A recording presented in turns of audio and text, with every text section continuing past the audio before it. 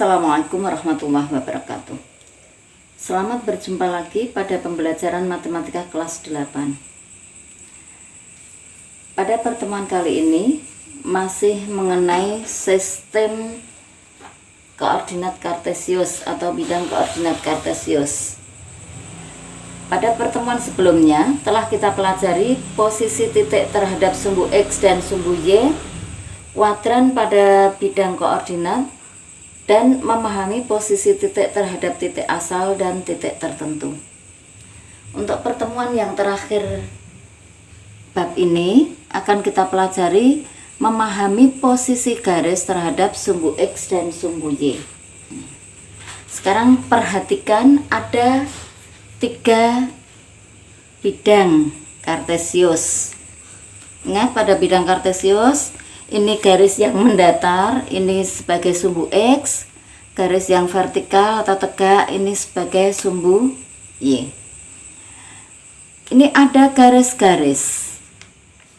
Kalau ini misalkan dulu di kelas 7 sudah disampaikan untuk menamakan garis itu bisa dengan huruf kecil, huruf abjad kecil. Jadi misalkan garis ini menggunakan huruf L, ini garis yang pertama ini dianggap L1, garis yang kedua ini L2, garis yang ketiga L3.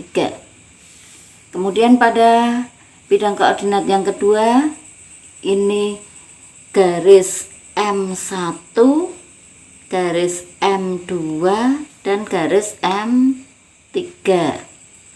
Pada bidang koordinat yang ketiga ini ada 2 garis, garis N1 dan garis N2. Sekarang perhatikan posisi garis L, garis M, dan garis N pada bidang koordinat tersebut. Sekarang kita lihat garis L. Ternyata garis L ini sejajar dengan sumbu X. Jadi jaraknya sama terus dengan sumbu X.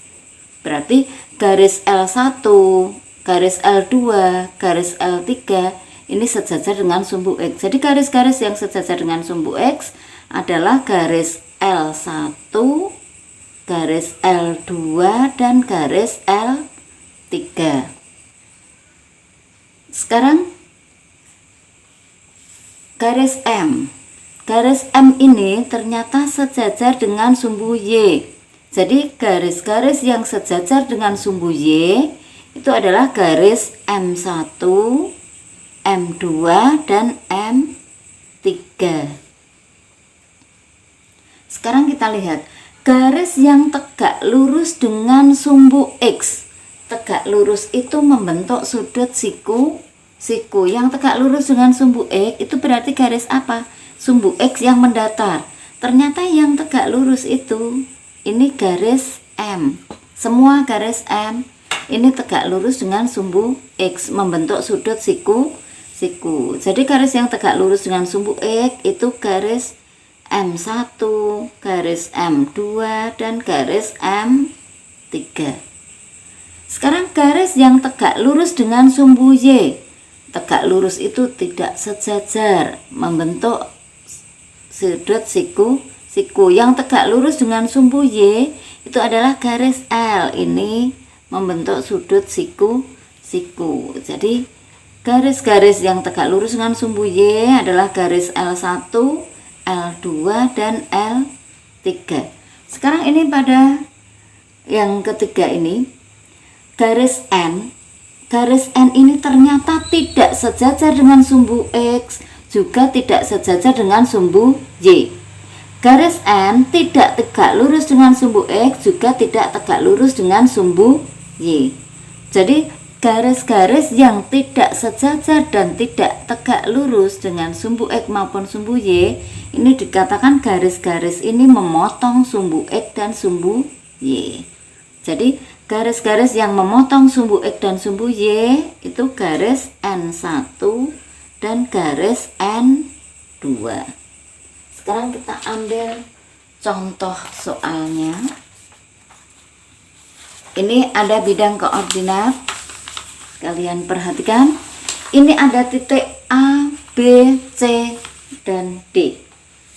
Titik A kemarin sudah ditentukan cara menentukan koordinat. Titik A ini koordinatnya 3,3, absisnya 3, ordinat 3. Terus titik B ini absisnya negatif 3, ordinatnya ke atas itu 3, berarti negatif 3,3. Titik C dari pangkal ke kiri berarti negatif, absisnya negatif. Ingat kemarin kuadran, di kuadran 3 itu semua negatif, ordinatnya juga negatif, berarti ini negatif 3.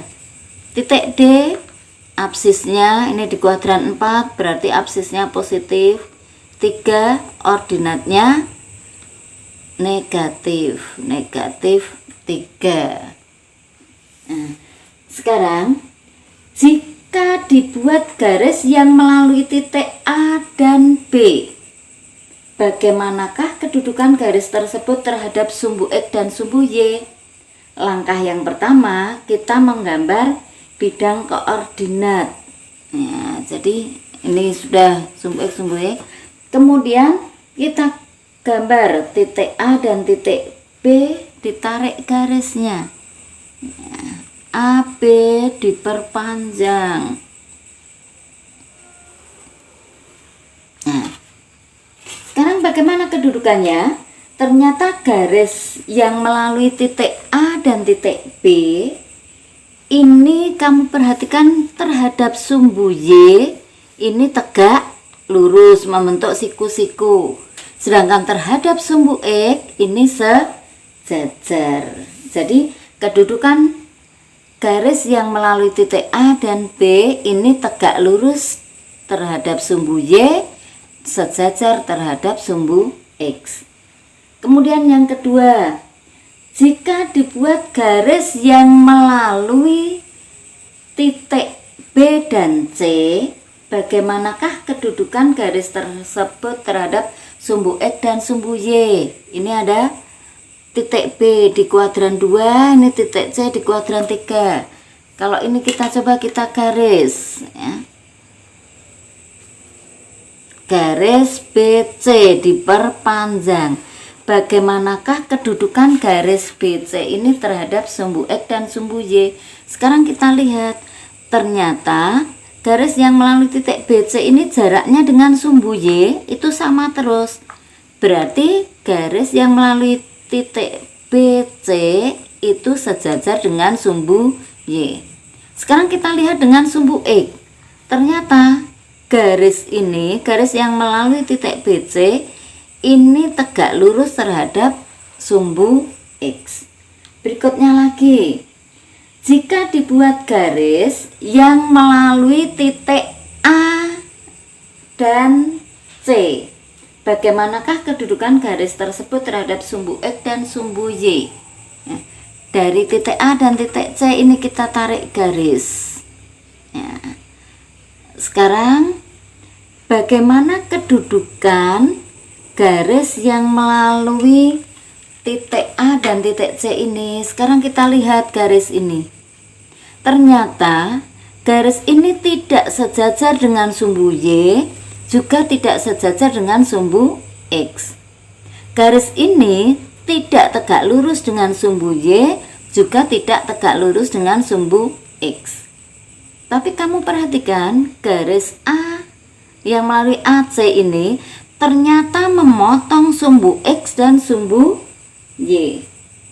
Jadi garis yang melalui titik AC ini tidak sejajar dan tidak tegak lurus terhadap sumbu X dan sumbu Y, tapi memotong sumbu X dan sumbu Y.